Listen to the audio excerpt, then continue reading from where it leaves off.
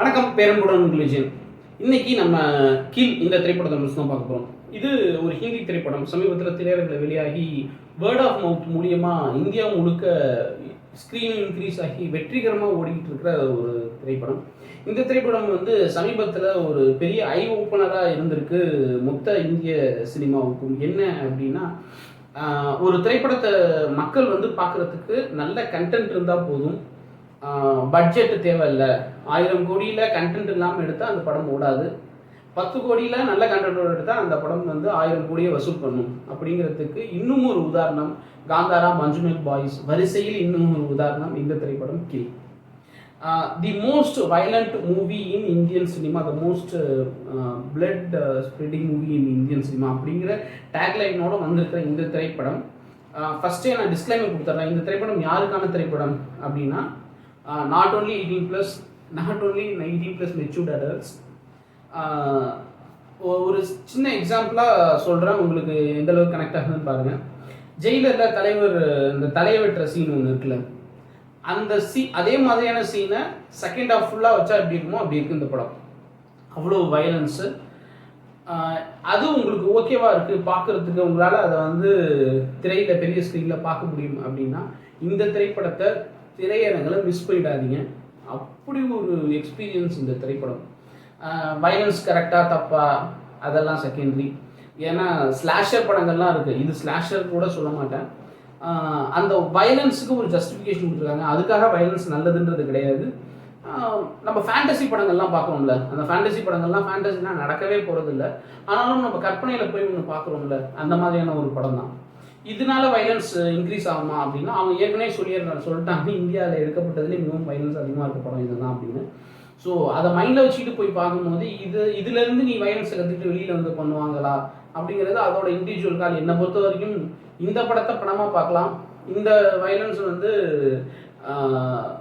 மக்களுக்கு எந்த பெருசாக ஒன்றும் பாதிக்காது அப்படிங்கிறது என்னுடைய கருத்து.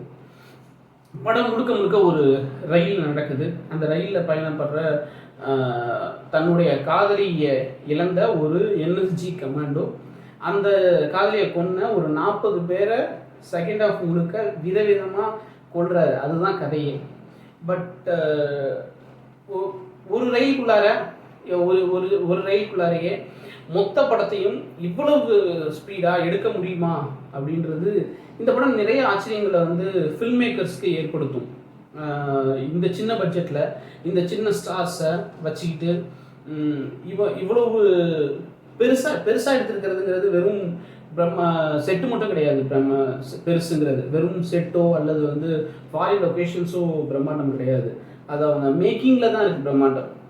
அப்படி என்னை பொறுத்த வரைக்கும் one of the best big making movies of Indian cinema இந்த படத்தை நான் சொல்லுவேன். தியேட்டர்லாம் அந்த வில்லங்கிற ஒவ்வொருத்தரையும் ஹீரோ கொல்லும் போது அப்படி ஒரு சவுண்டு, அப்படி ஒரு அப்ளாஸு. ஒரு இன்னொரு எக்ஸாம்பிள் சொல்லணும் அப்படின்னா இப்போ இந்தியன் படத்தில் உலகநாயகன் ஒவ்வொருத்தரையாக கொள்ளுவார். இந்தியன் 2 விட்டுருங்க, இந்தியன் 1 எடுத்துப்போம். விஜிலண்டே மர்டர் அதுக்கு ஒரு பேர்லாம் வேறு வைக்கிறாங்க.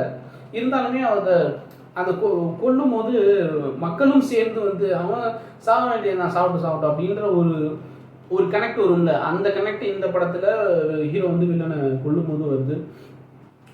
புதுசாக வந்திருக்க லக்ஷ்யா அவர் வேறு மாதிரியான ஒரு ஹீரோவாக இருப்பார். பயங்கரமான ஒரு ஆக்ஷன் ஹீரோவாக வருவார். ஹிந்தி சினிமாவில் ஒரு மிகப்பெரிய இடம் இருக்குது. நிறைய சீரியல் நடிச்சுட்டு இதுதான் ஒரு ஹீரோவாக முதல் படம், இதுதான் ஒரு ஃபஸ்ட்டு படம். நிறைய சீரியல்ஸில் நடிச்சிருக்காரு. இந்தி சினிமாவில் பயங்கரமான ஒரு பெரிய இடத்துக்கு வருவார். அதுக்கப்புறம் கிட்டத்தட்ட மெயின் வில்லனாக வர ராகவ். நிறைய அவர் ஃபேஸை பார்த்தீங்கன்னா தெரியும். நீங்கள் நிறையா அவரோட டான்ஸ் ஷோஸில் பார்த்துருப்பீங்க. ஸ்லோ டான்ஸ்லலாம் ஒரு இந்தியாவுக்கே ஒரு ரீஇன்வென்ட் பண்ண மாதிரியான ஒரு விஷயங்கள்லாம் நிறைய ஒரு டான்ஸில் பண்ணியிருக்காரு. அதுக்கப்புறம் இந்த படத்தில்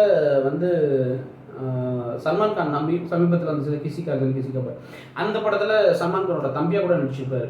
இதுக்கப்புறம் அவருக்கு ஒரு பெரிய பிரேக் கிடைக்கும். நிறைய இடங்களில் அவர் தனுஷோட ஆக்டிங் பார்க்குற மாதிரி இருந்துச்சு. மிகச்சிறந்த பெர்ஃபார்மன்ஸ் அவரோடது. அவரும் நிறைய he will go to places இந்த திரைப்படத்துக்கு அப்புறம். ஸோ இதுக்கப்புறம் ஹிந்திலையும் சரி இந்தியாலையும் சரி இந்த மாதிரியான ஒரு கண்டென்ட் இருக்கிற சின்ன படங்கள் நிறைய வரும் அப்படின்னு ஒரு மார்க்கெட்டை இந்த படம் திறந்துகிட்டு இருக்கு, வரும்னு எதிர்பார்ப்போம். கண்டென்ட்டுக்காக சினிமா பார்க்குறவங்க தானே நம்பலாம். இந்த வீடியோ பிடிச்ச லைக் பண்ணி ஷேர் பண்ணி கமெண்ட் பண்ணுங்கள், சேனல் சப்ஸ்கிரைப் பண்ணுங்கள். அன்பே பிடிக்கும்.